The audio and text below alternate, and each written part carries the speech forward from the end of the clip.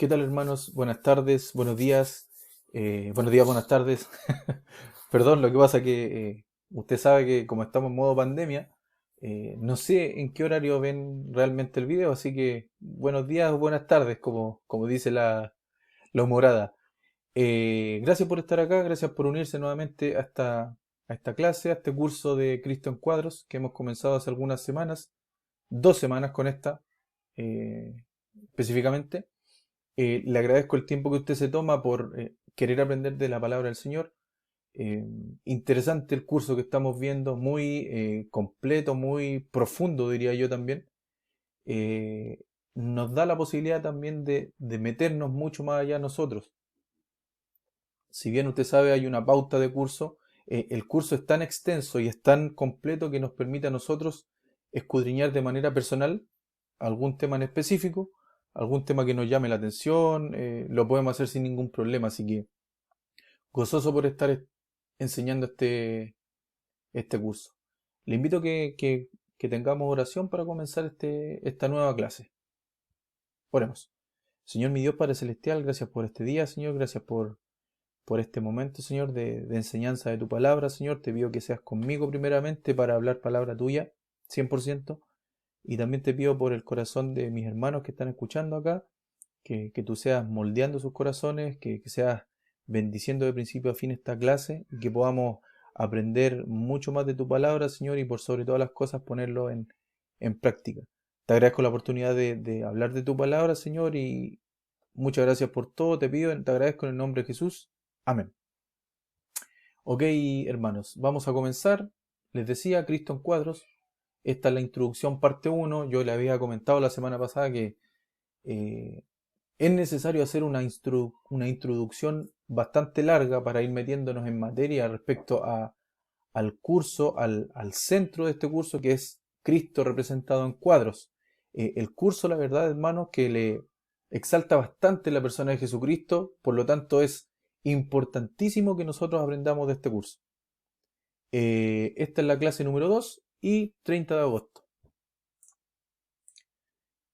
¿Cuál es la agenda de hoy? ¿Qué vamos a ver? A mí me gusta un poco ordenar y decirle lo que vamos a estudiar básicamente para controlarme el tiempo. Esto yo lo hago únicamente para controlarme el tiempo, para no seguir más rato de lo aceptable, para que no se vuelva tedioso y para que usted también pueda tener un final agradable en el curso, o en la clase, mejor dicho. Vamos a revisar un recordatorio de las cositas que vimos en la clase pasada. Vamos a ver el tema o el punto, mejor dicho, el punto central que vamos a ver hoy, que la Biblia es cristocéntrica. Vamos a entender de qué se trata eso. Vamos a ver el tema de la Biblia. Vamos a tocar Sión, este concepto, este nombre o esta ciudad. Eh, Vamos a hablar un poquito, vamos a profundizar en este concepto de Sión. Vamos a hablar también del enemigo principal, que usted ya debe saber quién es el enemigo principal, pero no se equivoque que también hay otros enemigos que los vamos a ver en el curso. Y el enemigo carnal. Esos son los temas que vamos a cubrir hoy. Eh, Ojalá que podamos hacerlo de manera didáctica. La verdad, hermano, yo trato de no tirar tanta letra a la presentación, sino hacerlo con dibujos, con diagramas por ahí, con colores para no dejar de perder su atención mientras está viendo el video. Yo sé que yo estoy acá en la cámara, pero no es muy entretenido estar mirando la cámara. Entonces por eso yo trato de meterle ahí algunos diagramas y gráficos. Bueno, recordatorio, vimos la semana pasada que a través de todo el Antiguo Testamento se revela la necesidad del hombre de tener un profeta, un sacerdote y un rey. Y cuando llegamos a Juan 1, del 43 al 46, vemos una conversación de Felipe y Natanael, donde conversan. Felipe le dice a Natanael que han hallado a aquel de quien escribió Moisés y los profetas. Y con eso nosotros cerramos el ciclo, entre comillas, y podemos entender que todo el Antiguo Testamento habló del Señor Jesucristo. Por lo tanto, también estuvimos viendo que a pesar de la provisión de Dios, el hombre siempre intentó la autoprovisión y inventó profetas, inventó sacerdotes y pidió reyes, sabiendo que Dios había provisto de exactamente lo mismo al hombre, en este caso al pueblo de Israel. Eso lo vimos la clase pasada. También vimos que Cristo es el cumplimiento de todo. Acá está el versículo que que estuve parafraseando, donde dice que Moisés, que es del Génesis a Deuteronomio, y los profetas, hablamos de los profetas mayores, menores, la poesía, los libros históricos, que dicen relación a, a lo completo del Antiguo Testamento. Vale decir, el Antiguo Testamento completo habla de Jesucristo. Por eso en el Antiguo Testamento vemos sombras de Cristo que se completan en el Nuevo Testamento con el cuerpo. ¿Sí? Vimos varias cosas donde está presente algún cuadro de Cristo en las fiestas, en los pactos, holocaustos, personas, leyes, etc. Lo vimos en la clase pasada. ¿Y qué es lo que son estos? Son sombras del verdadero cuerpo. Son sombras, son representaciones que finalmente en el Nuevo Testamento se cumplen. Hay algunas que están por cumplirse en tiempos futuros, tribulación, la segunda venida de Cristo, milenio y ese tipo de cosas que, si bien todavía no pasamos por ellas, en la Biblia ya tenemos completo la cronología de los eventos. ¿Sí? Vimos también que Cristo cumplió es el cuadro del sacerdote, del profeta y del rey que el hombre necesita. Y como conclusión vimos que Cristo es el centro de la revelación de Dios para el hombre que está en la Biblia y que mucho más debería ser el centro para nosotros los creyentes. Para los hijos de Dios debería ser mucho más el centro de nuestra vida. ¿Sí? Eso fue en líneas muy generales lo que vimos en la clase pasada y hoy comenzamos con el nuevo tema, con la nueva clase mejor dicho, y vamos a comenzar con el punto número 1 que dice la Biblia es cristocéntrica. ¿Qué quiere decir eso, hermanos? Que la Biblia, bueno, es sencillo darse cuenta qué significa. La Biblia es cristocéntrica, o sea, el centro de la Biblia, en el centro de la Biblia está Jesucristo, más bien en toda la Biblia, pero toda la historia de la Biblia gira en torno a la persona de Jesucristo. Aún así, el tema de la Biblia, entiéndase bien, el tema de la Biblia no es Jesús, no es Jesucristo. El tema de la Biblia es otro. Ya lo vamos a ver a continuación. Fíjese que el tema no es Jesucristo mismo. El protagonista de la historia de la Biblia sí es Jesucristo, pero no el tema. ¿Ok? Y yo le voy a hacer una comparación bastante burda, perdóneme la expresión, pero, por ejemplo, para explicarle este punto, yo sé que usted ha visto alguna vez, ojalá la mayoría la haya visto, es la Guerra de las Galaxias. La historia de la Guerra de las Galaxias, el personaje principal o el protagonista, o varios de los protagonistas, por ejemplo, está Darth Vader, está Skywalker, Obi-Wan, y ciertos personajes que son los protagonistas de la historia, y en definitiva toda la historia gira en torno a esos personajes. El tema de la Guerra de las Galaxias no es el protagonista, sino que el tema es la pelea es una pelea política por quién va a dominar la galaxia. ¿Sí? Pero los protagonistas son las personas, Obi-Wan Kenobi, el mismo, Darth Vader, etc. Usted me entiende. Perdóneme el ejemplo secular, pero para que me entienda la idea. La Biblia muestra que el tema no es la persona de Jesucristo, pero sí es el protagonista de toda la historia. ¿Ok? Y es lo que nosotros leíamos en Juan 1:45, donde dice, hemos hallado a aquel de quien escribió Moisés y los profetas, queriendo decir que en casi todo el Antiguo Testamento o en todo el Antiguo Testamento se habló y se escribió del Señor Jesucristo. Y como dice acá, el final de la Biblia nos cuenta el éxito, nos cuenta del éxito del protagonista. Si nosotros rápidamente nos vamos al Apocalipsis y leemos los últimos capítulos, nos vamos a dar cuenta que ahí está el desenlace final de la historia, donde el protagonista de esta historia, que es Jesucristo, termina teniendo éxito. ¿Sí? Eso para explicárselo bien en simple. El tema de la Biblia, como dice acá, es el reino y la lucha por el trono.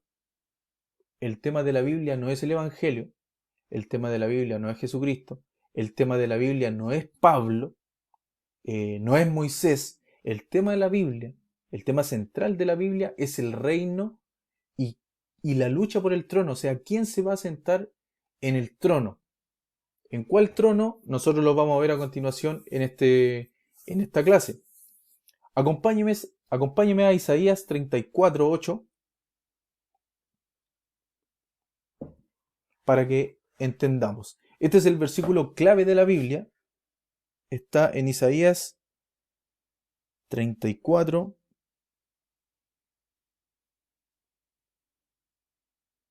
versículo 8. Fíjese lo que dice.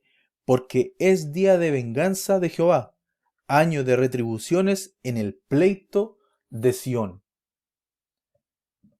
Día de venganza y además en el pleito de Sión. Y usted se preguntará, ¿qué es Sión o cuál es el pleito de Sión? Estas preguntas yo me hice cuando estaba haciendo la clase, cuando estaba estudiando, perdón, para desarrollar la clase. ¿Cuál es el pleito de Sión o qué es Sión?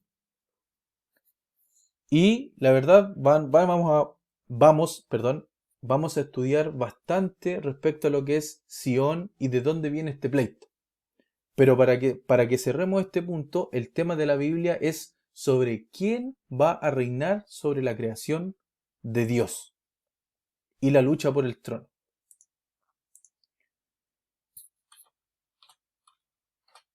Bien, el tema de la Biblia, ya les decía que el tema de la Biblia es quién va a sentarse en el trono eh, o quién va a reinar sobre la creación de Dios.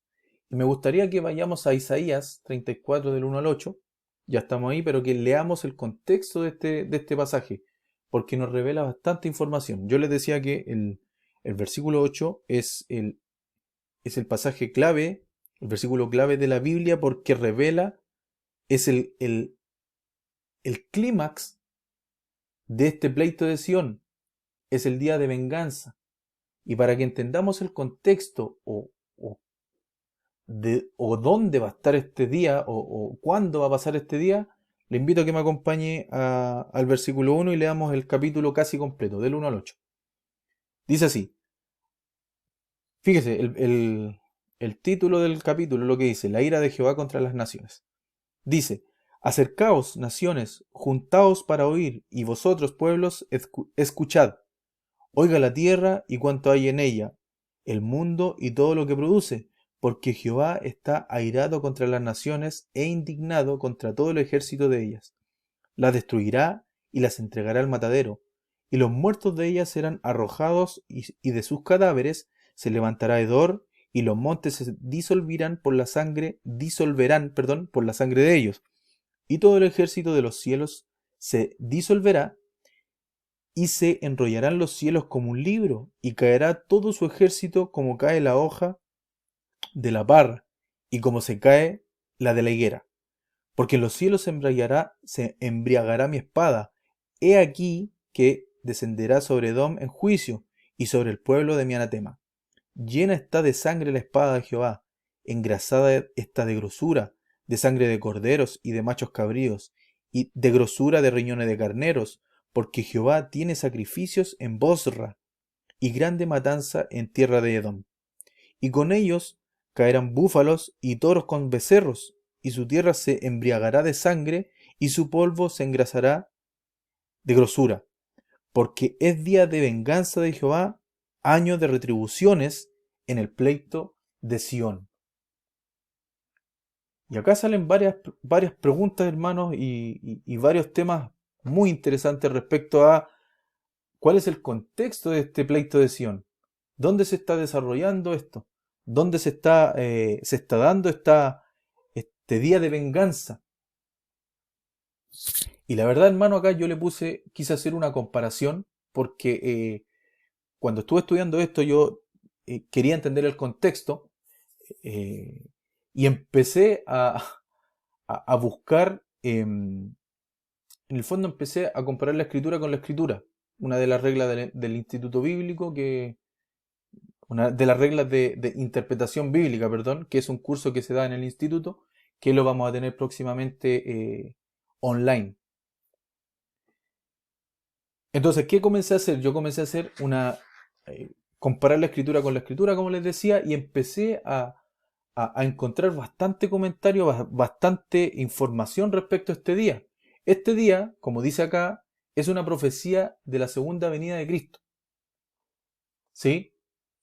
Y me gustaría que vayamos a leer Apocalipsis 6 del 12 al 17, porque hay bastantes detalles, hermano, acá que son muy similares, que nos cuentan de dónde viene este contexto y nos ponen en perspectiva de el día de venganza, del pleito de Sión. El versículo decía, es día de venganza en el pleito de Sión. Y tenemos que entender cuál es el pleito de Sión y tenemos que entender cuándo va a ser ese día de venganza. Entonces, acompáñeme a Apocalipsis 6, al relato de los sellos, del 12 al 17. Fíjese lo que dice. Usted sabe, una pequeña explicación de los sellos. eh, los sellos, las trompetas y las copas de ira en el Apocalipsis son relatos que son respecto a algún tiempo antes de la segunda venida de Cristo, del día de Jehová. Son relatos de las cosas que le están pasando a la tierra, son cosas que le están pasando al mundo, que están pasando un poco antes de llegar al día de Jehová. El contexto es totalmente de tribulación. Usted sabe que una vez termine la tribulación, Cristo viene en su segunda venida, cuando termine. Entonces, este relato dice relación con los acontecimientos últimos del final de la tribulación, justo antes de venir el Señor Jesucristo en su segunda venida. Eso como contexto. Versículo 12. Miré cuando abrió el sexto sello, y he aquí hubo un gran terremoto, y el sol se puso negro como tela de cilicio, y la luna se volvió toda como sangre, y las estrellas del cielo cayeron sobre la tierra, como la higuera deja caer sus higos cuando es sacudida por un fuerte viento. Y el cielo se desvaneció como un pergamino que se enrolla, y todo monte y toda isla se removió de su lugar, y los reyes de la tierra, los grandes, los ricos, los capitanes, los poderosos, y todo siervo y todo libre se escondieron en las cuevas y entre las peñas de los montes, y decían a los montes y a las peñas, caed sobre nosotros y escondednos del rostro de aquel que está sentado sobre el trono y de la ira del Cordero, porque el gran día de su ira ha llegado, ¿y quién podrá sostenerse en pie? Yo les decía, este es el contexto, este versículo de Isaías 34:8 que habla del día de la venganza de Jehová. El contexto es la segunda venida de Cristo. Pero antes de la segunda venida de Cristo están pasando algunos acontecimientos. Y fíjese, vamos a Isaías nuevamente, acompáñenme, Isaías 34, del texto que leímos hace un rato, versículo 2, dice, porque Jehová está airado contra todas las naciones e indignado contra todo el ejército de ellas. Las destruirá y las entregará al matadero. Comparémoslos ahora con Apocalipsis 6, versículo del 15 al 17. Y los reyes de la tierra, los grandes, los ricos, los capitanes, los poderosos, y todo siervo y todo libre, se escondieron en las cuevas y entre las peñas de los montes, y decían a los montes y a las peñas, caed sobre nosotros, y escondednos del rostro de aquel que está sentado sobre el trono, y de la ira del Cordero, porque el gran día de su ira ha llegado. Y acá yo hice la similitud entre Jehová está airado, en el versículo 2 de Isaías 34, con el versículo 15 al 17 de Apocalipsis 6, donde habla de todo siervo y libre. Y acá en Isaías habla de todas las naciones. Está airado, dice el versículo 2. Y en el versículo 15 al 17 de Apocalipsis 6 dice, el gran día de su ira ha llegado. Entonces, tenemos el cumplimiento, estamos desarrollando el contexto, estamos entendiendo cuál es el día de la ira.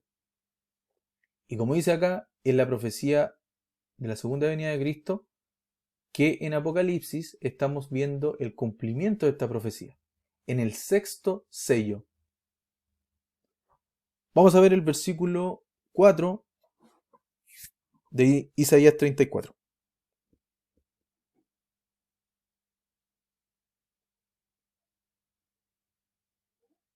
Acompáñeme al versículo 4. Dice, Isaías 34:4, dice, y todo el ejército de los cielos se disolverá y se enrollarán los cielos como un libro, y caerá todo su ejército como se cae la hoja de la parra y como se cae la de la higuera. Acompáñeme a Apocalipsis 6, nuevamente, el pasaje que estamos comparando, versículo 6, versículo del 2 al 14, dice, y el cielo se desvaneció, del 12, miré cuando se abrió el sexto sello, y aquí hubo un gran terremoto, y el sol se puso negro como tela de silicio, y la luna se volvió toda como sangre, y las estrellas del cielo cayeron sobre la tierra, como la higuera deja caer sus higos cuando es sacudida por un fuerte viento, y el cielo se desvaneció como un pergamino que se enrolla, y todo monte y toda isla se removió de su lugar. Bien, entonces, ¿qué tenemos? En el versículo 4 de Isaías 34 nos da detalles de este día, dice los ejércitos del cielo. Y en Apocalipsis 6, del 12 al 14, dice estrellas del cielo.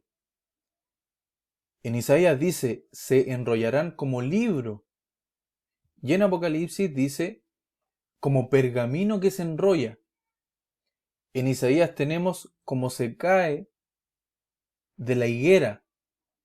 Y en Apocalipsis 6 tenemos como la higuera. Entonces tenemos en Isaías 34, tenemos el relato de la segunda venida de Cristo, haciendo referencia al pleito de Sión. No se olvide, estamos hablando del tema de la Biblia, que es quién se va a sentar en el trono, o la lucha por el trono. En Isaías tenemos la profecía, y en Apocalipsis 6 tenemos el cumplimiento, que son instantes antes de la segunda venida de Cristo, que va a ser el día de venganza de Jehová. ¿Sí? Ese es el tema de la Biblia. Por eso es necesario hacer la comparación, por eso es necesario saber cuál es el contexto de Isaías 34. Y es lo que nosotros acabamos de ver. El contexto es el día del Señor, el día de la segunda venida de Cristo. Y lo que vimos en Isaías 34, la comparación que hicimos entre los versículos del 1 al 8 y del 12 al 17 de Apocalipsis 6, son los eventos antes de la segunda venida de Cristo, cuando comience el día de venganza de Jehová. Le pido que me acompañe también como para agregar a Miqueas 5:10.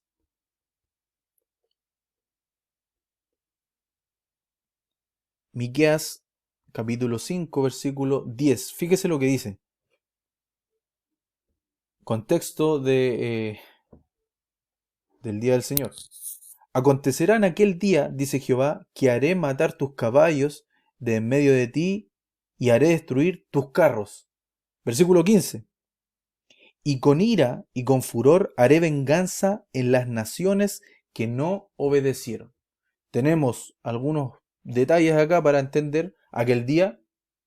Tenemos ira, tenemos venganza y tenemos naciones, que el contexto también se encasilla dentro de las naciones. El día de Jehová tiene que ver con las naciones, tiene que ver con ira, tiene que ver con venganza.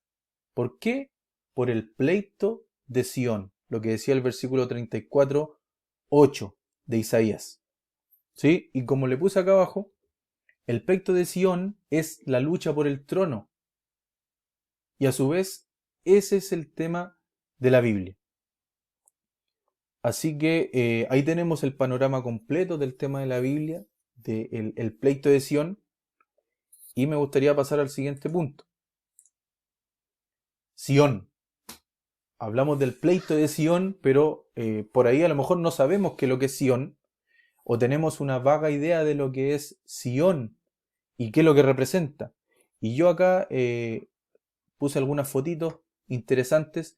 Este es el monte de Sión. En la foto superior que está acá es el monte de Sión. Es una foto actual del monte de Sión. Es fácil, usted lo busca en internet, pum, pum, pum, y encuentra fotos de ese lugar. ¿Dónde está ubicado el monte de Sión o Sión? En Jerusalén, acá, en el centro. Si usted se fija, está como en el centro del país de Israel. Y como curiosidad, hermanos, tenemos que en Sión, en este monte, hay una especie de templo. Es un lugar arqueológico donde visitan anualmente demasiadas personas acá. ¿Qué es lo que hay acá? Bueno, hay una menorá de nueve lámparas, no es la de 7, que la de 7 es la mayormente conocida por Israel, pero esta es la de 9 lámparas, o velas, perdón. Eh, y hay un acercamiento con una de las fiestas de, de Israel, que no es una fiesta solemne, que es la Hanukkah, que tiene que ver con la fiesta de las luces, por una guerra que se ganó. Bien, ese es otro tema. Pero lo interesante, como dato curioso, hermanos, es que acá, supuestamente, dicen que está la tumba del rey David. Y hay una controversia en el mundo, en la historia, dicen que no está acá, dicen que está en otro lado, que lo movieron, etcétera. Pero comercialmente venden este lugar o este sitio, lo venden como que acá está la tumba, y eso obviamente le ayuda a tener algún poco de, eh, no poco, sino que bastante ingreso respecto al turismo. Una curiosidad. Ese Sion, ahí está ubicado Sion para que usted lo vea. Pero ¿cuál es lo interesante de Sion? Yo estuve investigando respecto a Sion, hermano, y hay un montón de cosas interesantísimas respecto a Sion. Acuérdese que estamos hablando del pleito de Sion. Entonces primero tenemos que saber qué es Sion. Y tengo 4 cosas acá para discutir respecto a lo que es Sion. ¿Qué es lo que es Sion en el mundo? Acá. En el mundo, el Sion es básicamente, el mundo lo ve como el sionismo. No sé si usted lo ha escuchado en la noticia, en internet. Bueno, hay un tema con el sionismo. ¿Qué es lo que es el sionismo? Eh, el sionismo es un movimiento político judío del siglo XIX. Y lo que busca este movimiento político es defender el Estado independiente de Israel en la tierra de Palestina. Es política, es como un movimiento político como la izquierda, la derecha, Chile Vamos, PPD, etc. Es política. El mundo conoce el sionismo como un movimiento político, que lo que buscan es ir a defender el Estado de Israel como Estado independiente en la tierra de Palestina. Y acá salen varias cosas, hermanos, porque hay múltiples sionistas en el mundo, aún no siendo judíos. Hay mucha gente que está a favor de este movimiento sionista y también es muy atacado este movimiento. Pero para que usted lo entienda, eso es el sionismo. Cuando usted escuche el sionismo, usted va a saber que se refiere a política. Hay muchas teorías de conspiración respecto al sionismo también. Solamente me gustaría hacer una aclaración respecto a este punto. Hay una diferencia, para que no nos confundamos, hay una diferencia entre ser sionista, ser judío y ser semita. Estuve averiguando yo ahí. El sionista es el que practica la política o es a favor del movimiento político del sionismo.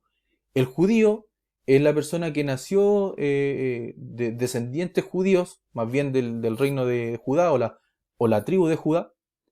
Y el semita, hermanos, el semita se dice del semita, de la gente que vivió o que nace en ese territorio de Medio Oriente. Se dice que viene de la descendencia de Sem, de uno de los hijos de Job, y se les denomina semitas a la mayoría de pueblos que están alrededor de Israel. Y ahí hay otros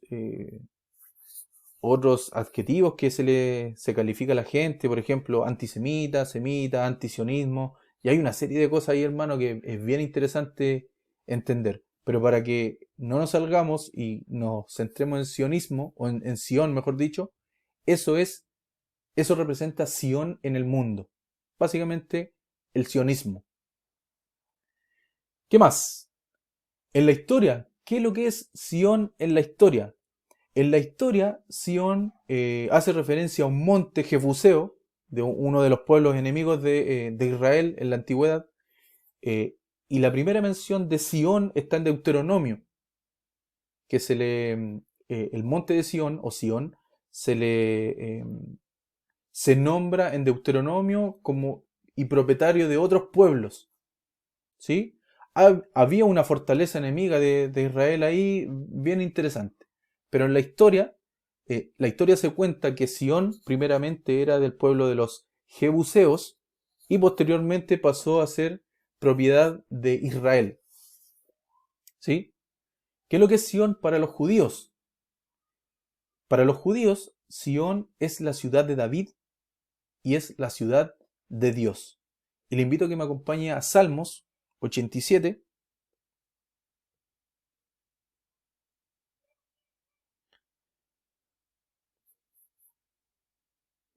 Salmos 87, del 1 al 7, fíjese lo que dice: el privilegio de morar en Sión. Su cimiento está en el monte santo, ama Jehová las puertas de Sión, más que todas las moradas de Jacob. Cosas gloriosas se han dicho de ti, ciudad de Dios. Yo me acordaré de Rahab y de Babilonia entre los que me conocen. He aquí Filistea y Tiro con Etiopía.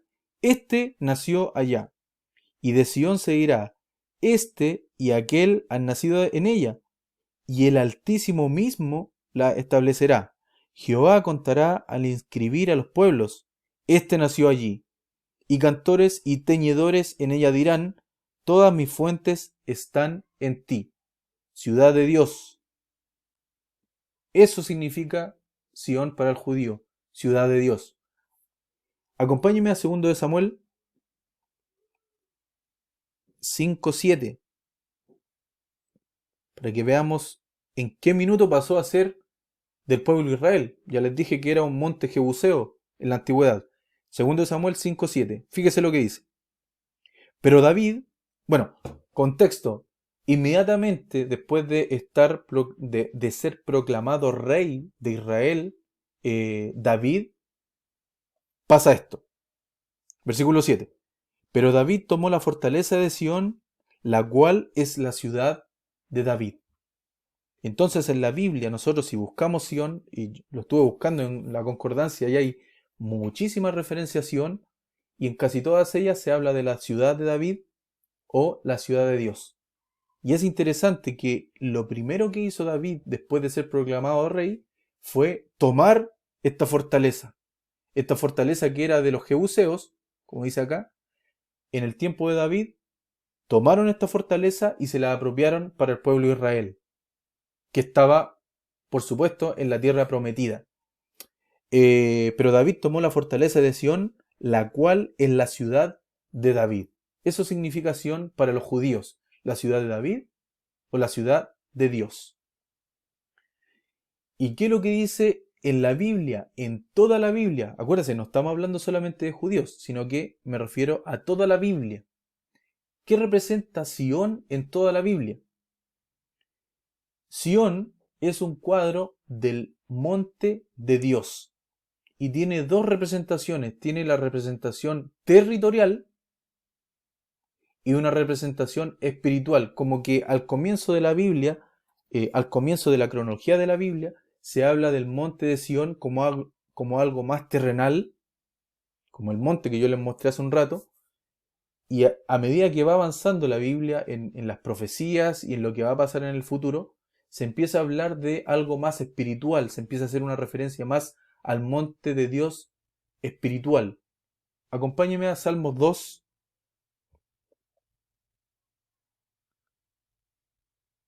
Salmos 2, 6. Fíjese lo que dice.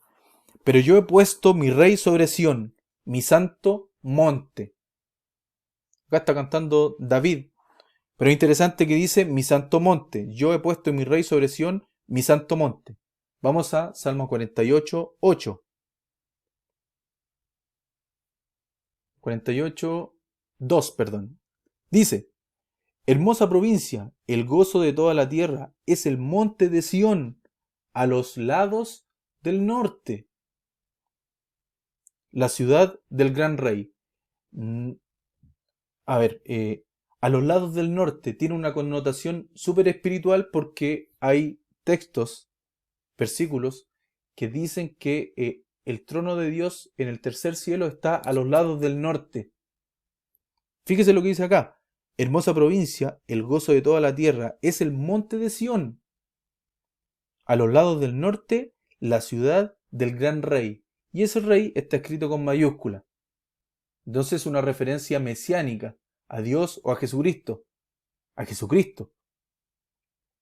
Entonces, como les decía, este monte va en la cronología bíblica o en la historia de la Biblia, va cambiando su significado de territorial o terrenal del monte que vimos en la foto, va cambiando su significado a un monte más espiritual. Y hay un cuadro súper interesante del monte físico con el monte que está en el tercer cielo donde está el trono de Dios. Acompáñeme ahora acá a Jeremías 8:19. Jeremías 8:19 dice, He aquí voz del clamor de la hija de mi pueblo, que viene de la tierra lejana. ¿No está Jehová en Sión? ¿No está en ella su rey, nuevamente con R mayúscula? ¿Por qué me hicieron airar con sus imágenes de talla, con vanidades ajenas? Sión y rey con mayúscula. Vamos a Joel. Estamos viendo profecías. Joel, capítulo 3, versículo 17, dice, Y conoceréis que yo soy Jehová vuestro Dios, que habito en Sión, mi santo monte, y Jerusalén será santa, y extraños no pasarán más por ellas. Mi santo monte, Sión, Jerusalén, ciudad santa. Isaías 14:13, que también después los vamos a ver en detalle. Isaías 14, versículo 13, dice, aquí está hablando de Satanás, la caída de Satanás, de Lucero. Tú que decías en tu corazón, subiré al cielo, en lo alto, junto a las estrellas de Dios, levantaré mi trono, y en el monte del testimonio, me sentaré a los lados del norte. Entonces, vamos viendo que el monte inicia como un monte de Sión, como algo más físico, más terrenal, y sigue siendo santo, sigue siendo la ciudad de Dios, y las profecías van mostrando que el significado del monte de Sión va migrando a un sentido más espiritual. Acá está hablando de la caída de Lucero. Entonces, hermanos, interesante lo que es Sión, lo que representa para el mundo, para la historia, para el judío y en la Biblia. Quise hacer la separación entre judíos y Biblia porque ahí hay un tema, usted sabe que el judío en su mayoría no cree en el Nuevo Testamento, sino que solamente mantiene el Antiguo Testamento, pero Sión tiene que ver también con el Nuevo Testamento y muchas de las cosas se van a cumplir en el Nuevo Testamento respecto a Sión. La venganza de Jehová es un ejemplo de ello que va a pasar en el Apocalipsis, que lo acabamos de leer hace un rato. Pero esto es un poco para hacer perspectiva de Sión, para entender qué es lo que es Sión y para entender cuál es el pleito de Sión. ¿Ok? El pleito de Sión no es un pleito contra Israel. ¿Ok? No es un pleito de los palestinos con israelitas. Ese no es el pleito de Sion. El pleito de Sion es la lucha por el trono. Por el trono. Y ya les decía antes yo que Sion tiene un significado, perdón, tanto terrenal como espiritual. Es el santo monte de Dios. Lo veíamos acá, que cuando está hablando de la caída de Lucero, no está hablando del monte de Sion terrenal, está hablando del tercer cielo, donde está el trono de Dios. Como dice acá el versículo 3 al final, y en el monte del testimonio me sentaré a los lados del norte. Eso no pasó acá, en la fortaleza antigua de Sion. No pasó acá en la ciudad de David, donde está el monte de Sion hoy.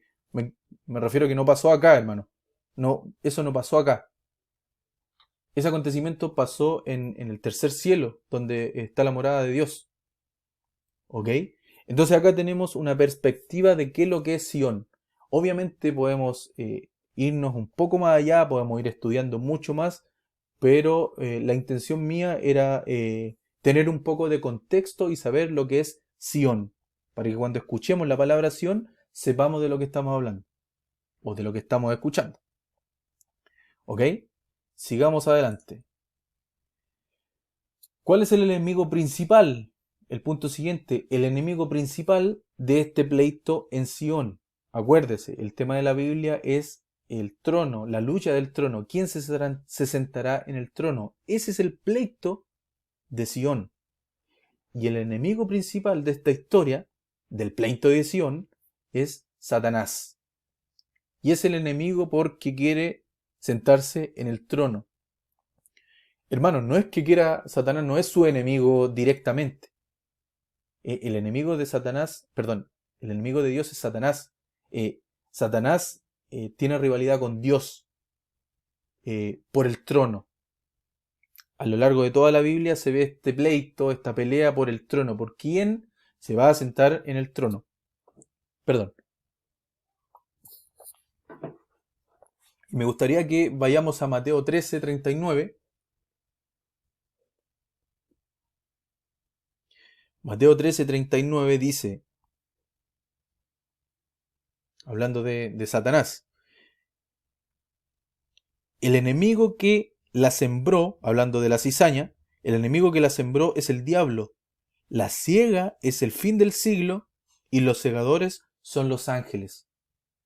¿Ok? El enemigo habla del enemigo, del fin del siglo, habla de los ángeles también. Ese es el enemigo principal de Dios, Satanás.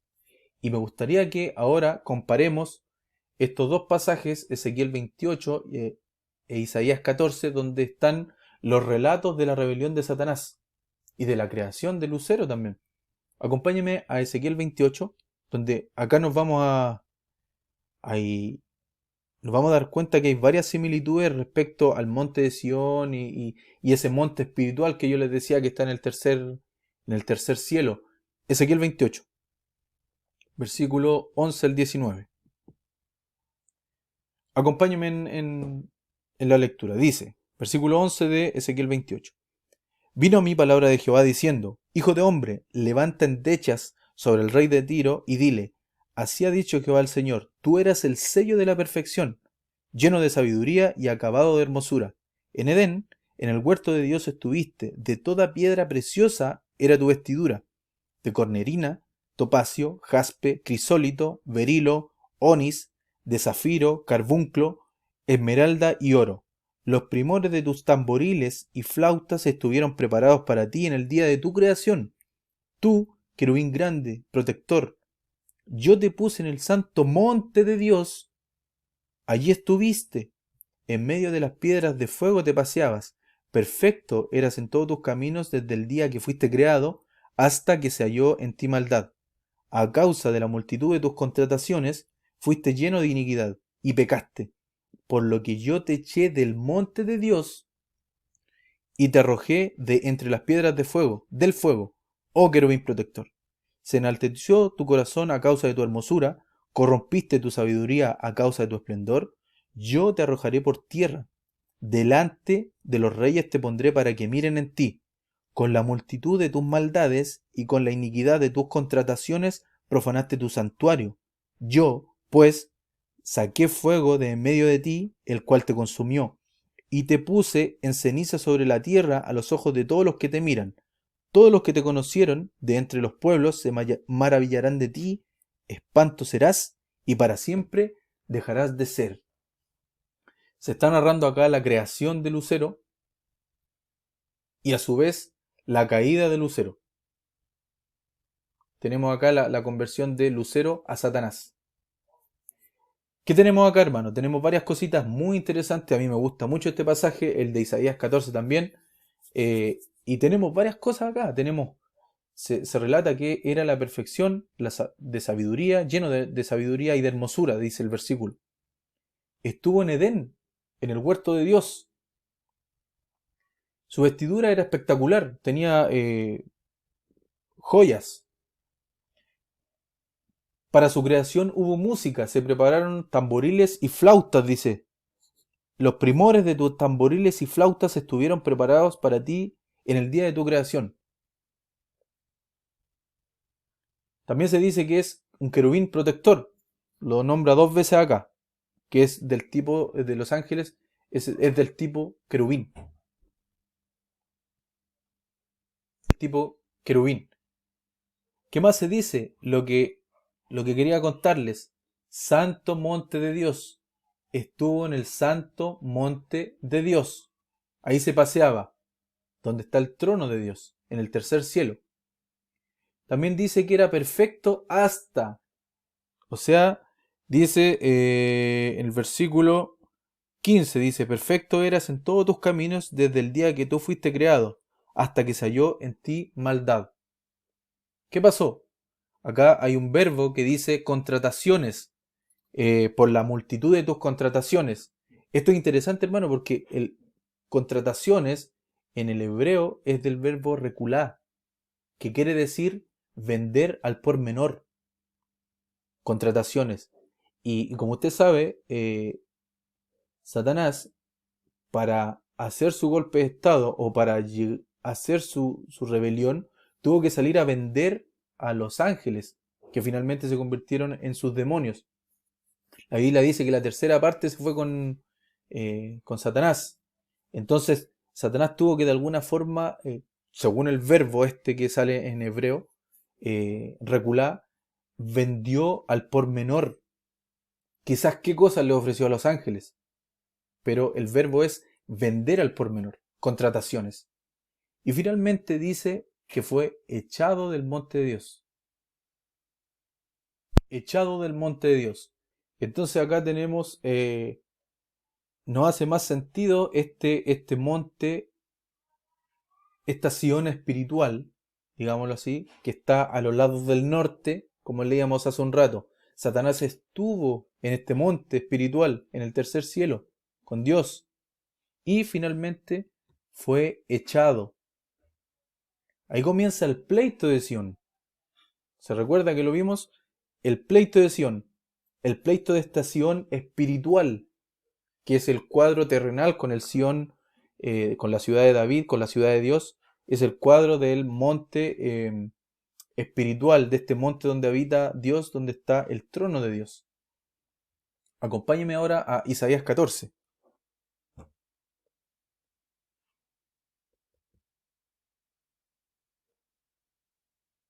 Isaías 14 del 12 al 19.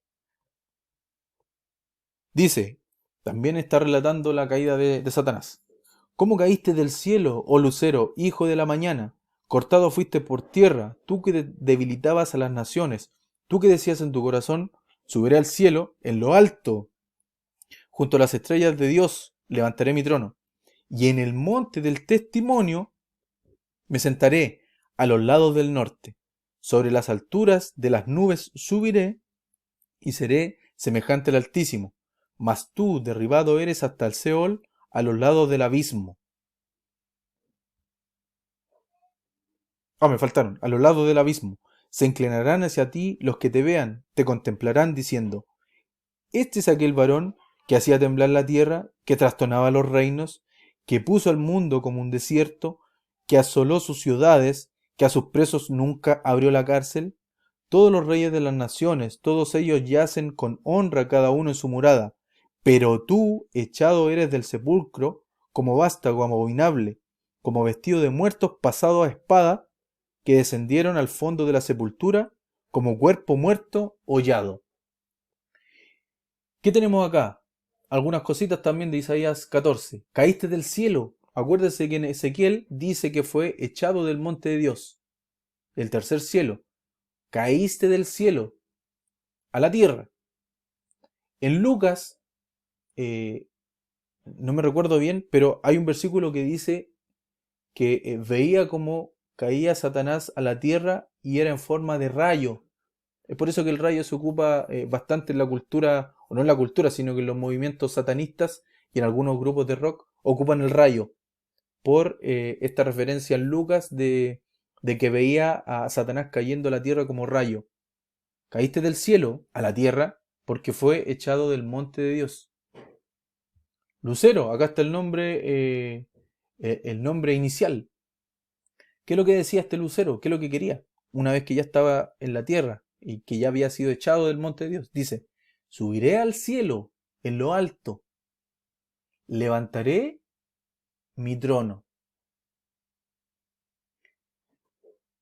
Y ahora nos hace más sentido este pleito de Sión, que es por el trono. Acuérdese, el tema de la Biblia es el trono. ¿Quién se va a sentar en el trono? Y esta disputa entre Dios y Satanás, que tiene que ver con el control de todo, con el control del trono, con el control de la creación. Fíjese lo que quería Satanás aun cuando fue echado del monte de Dios. Levantaré mi trono. ¿A dónde? En el monte del testimonio. Vale decir, en el tercer cielo también hay un monte, como decía en Ezequiel, como lo vimos en algunos versículos de esta Sión espiritual que está en el tercer cielo, que es el cuadro de la Sión terrenal que está en Jerusalén, en la ciudad de David. El pleito de Sión, no se olvide. ¿Dónde está este monte o dónde está este trono? A los lados del norte, dice.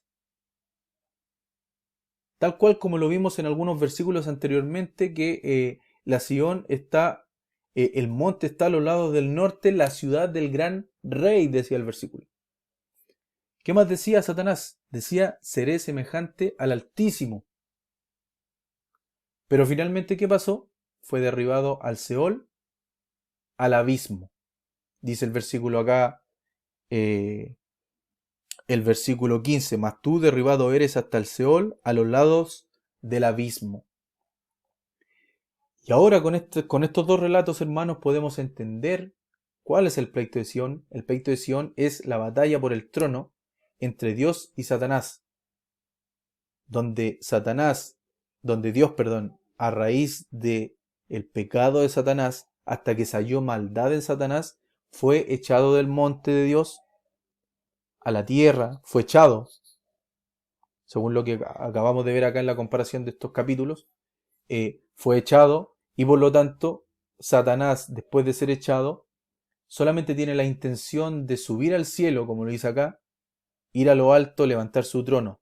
Y por eso se desencadena esta lucha por el trono. Subiré al cielo en lo alto, levantaré mi trono en el monte del testimonio a los lados del norte y seré semejante al Altísimo, es lo que dice Satanás. Pero nosotros sabemos, y lo dice Isaías, que va a ser derribado al Seol, al abismo. ¿Ok? Ese es el pleito de Sión. A eso se hace referencia con el pleito de Sión y a eso se hace referencia con el tema de la Biblia. Este es el tema de la Biblia, esta disputa. Y el protagonista de este tema, el protagonista de la Biblia, es Jesucristo. Porque Jesucristo va a ser quien va a tener éxito, y lo tenemos escrito y lo sabemos. Jesucristo va a ser quien tenga éxito en este tema. Porque Jesucristo finalmente se sentará en el trono. Lo tenemos escrito. ¿Ok? Entonces, sigamos. El enemigo principal, ya vimos que el monte de Sión hace una referencia al monte, a una Sión terrenal y en la Biblia va cambiando hacia un monte del testimonio que tiene que ver con una Sión espiritual donde está el trono de Dios. Hay un cuadro interesantísimo entre el monte de Sión terrenal con el monte de Dios espiritual. Nosotros acá acabamos de entender dónde comenzó el pleito de Sion. Lo que vimos en el relato de Satanás, de cuando se convirtió de Lucero a Satanás. También entendemos, o vamos a entender ahora, cómo terminará este pleito de Sion. Lo vimos que el pleito de Sion termina con la segunda venida de Cristo, cuando el Señor Jesucristo viene a implementar su reino, su reinado milenial. Pero acompáñeme, Isaías 14:15, está ahí mismo, dice: mas tú derribado eres hasta el Seol, a los lados del abismo. Eso va a pasar en el futuro, posterior a la tribulación, antes del milenio, e incluso después del milenio también, antes de la eternidad. Vamos a Apocalipsis 20, para hacer ahí una diferencia. Apocalipsis 20, 1 y 2. Fíjese lo que dice. Este es el desenlace del tema de la Biblia, que es quién se va a sentar en el trono. Vi a un ángel que descendía del cielo con la llave del abismo y una gran cadena en la mano, y prendió al dragón, la serpiente antigua, que es el diablo y Satanás, y lo ató por 1000 años. Acá tenemos la primera atadura de Satanás. Comenzando el milenio, se ata a Satanás, a la serpiente antigua, al diablo y Satanás, dragón. Se ata por 1000 años. El mismo capítulo 20, versículo 10, fíjese lo que dice. Después del milenio, después de esta revuelta que hacen en el milenio, al final del milenio, es soltado Satanás nuevamente y algunas naciones se le unen a esta cruzada de rebeldía.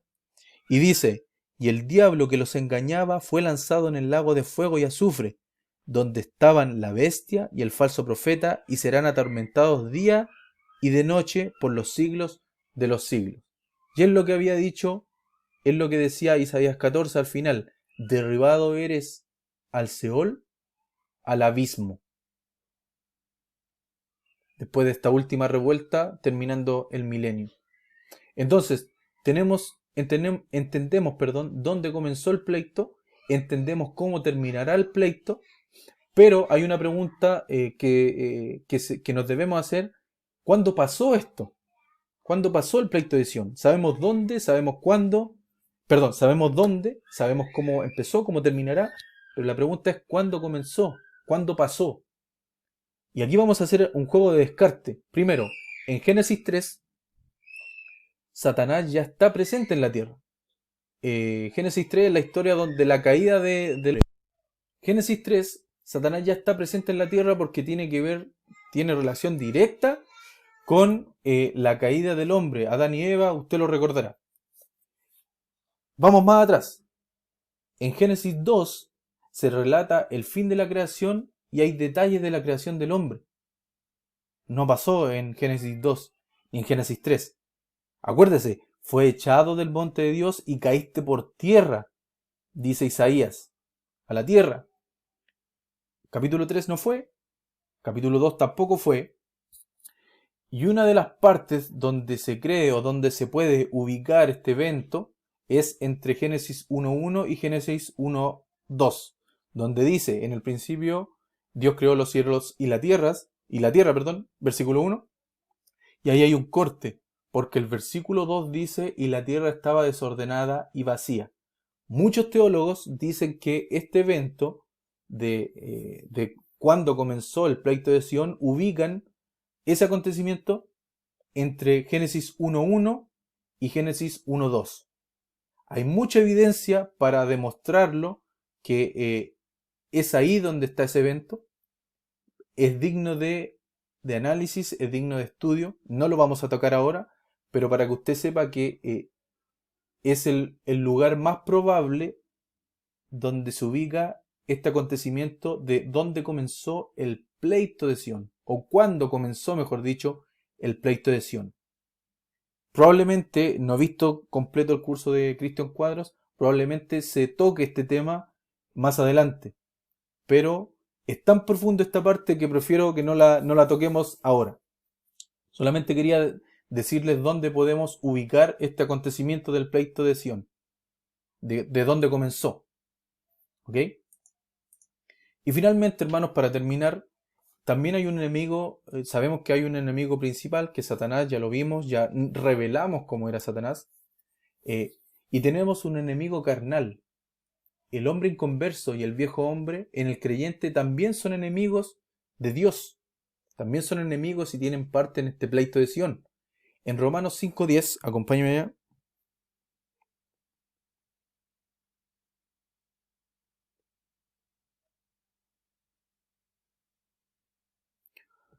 Romanos 5:10 dice, porque si siendo enemigos fuimos reconciliados con Dios por la muerte de su Hijo, mucho más, estando reconciliados, seremos salvos por su vida. Porque si siendo enemigos, nosotros en algún tiempo fuimos enemigos de Dios, antes de ser salvados, antes de ser hijos de Dios. Entonces acá hay otro enemigo también. No es el enemigo principal de Dios, pero también es un enemigo, el hombre inconverso. Romanos 8:7 dice, por cuanto los designios de la carne son en enemistad contra Dios, porque no se sujetan a la ley de Dios, ni tampoco pueden. Nuestra carne, hermanos, también es enemiga de Dios. Nuestro viejo hombre, nuestra naturaleza pecaminosa, también es uno de los enemigos en este pleito de Sion. ¿Por qué? Porque nuestra carne quiere hacer todo lo que le molesta a Dios, quiere hacer todo lo contrario a lo que nos pide Dios. Y es un poco de lo que quiso hacer Satanás en este pleito de Sion. Y nuestra carne es enemiga aún siendo nosotros salvos. Usted sabe que aún siendo salvos nosotros también tenemos la parte pecaminosa y queremos pecar. Solamente esto se detendrá, dejaremos de ser enemigos, nuestra parte antigua, nuestra parte pecaminosa va a dejar de ser enemiga de Dios solamente hasta cuando nosotros tengamos nuestros cuerpos glorificados, posterior al rapto de la iglesia. ¿Y cuál es el mensaje de todo esto? ¿Por qué es necesario saber cuáles son los enemigos y el enemigo carnal de Dios? Es porque nosotros, hermanos, tenemos el deber de luchar con nuestra carne, de luchar, matar nuestra carne, minimizarla, mitigarla lo más posible. ¿Y cómo lo hacemos eso? Mientras más leamos, mientras más oremos y mientras más nos llenemos de la palabra del Señor. Nosotros tenemos que nutrirnos con la palabra del Señor, alimentar nuestra parte, nuestra nueva vida en Cristo, para minimizar lo más posible nuestro lado carnal, nuestra antigua naturaleza pecaminosa, para no ser enemigos dentro de este pleito de Sion. Yo los insto, hermanos, a, a dar la lucha como creyentes, como hijos de Dios, como dueños bueno, no como dueños, sino que como, como